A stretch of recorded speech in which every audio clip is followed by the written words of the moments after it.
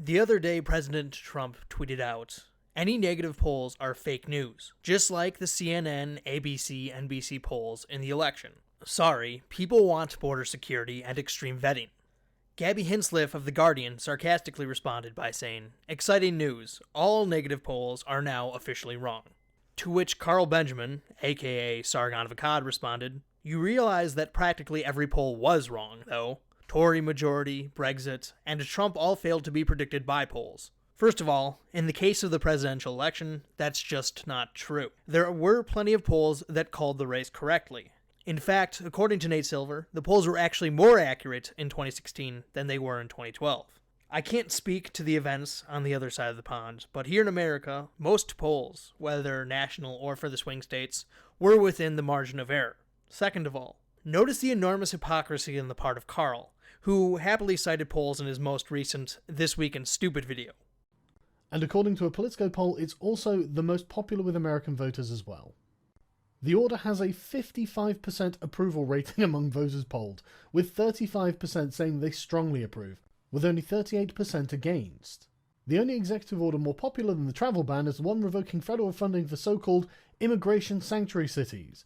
That order has a 55% approval rating with a 33% disapproval, because immigration from Muslim countries into the West is a major issue, and if you don't address it, other people will. Seriously, the media is so out of touch that they don't even understand. At this point, Donald Trump looks like he's probably going to go down as a fucking folk hero.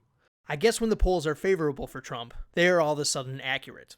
Now let me give you the reasons why this tweet terrifies me. 1. There's absolutely no evidence for the claims he's making. Even if every single poll was off by an obscene amount, that would not cash out any claims of malicious intent. Remember, Trump is not saying that the polls are simply wrong. He's saying they are deliberately being skewed to make him look bad. Extraordinary claims require extraordinary evidence, and inaccuracy does not prove conspiracy. I don't know about you, but I prefer to live in a world where the most powerful man alive has good reasons to believe what he believes. 2. President Trump evaluates the truth of a claim based on whether or not he gets the results he wants. Trump will happily cite polls that show favorable numbers. However, when polls don't go his way, he says that they are categorically wrong.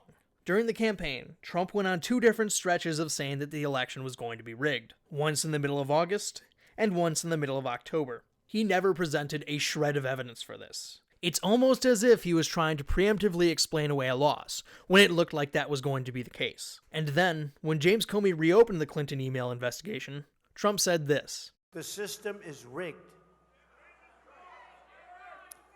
But with what I've just announced previously, it might not be as rigged as I thought, right?"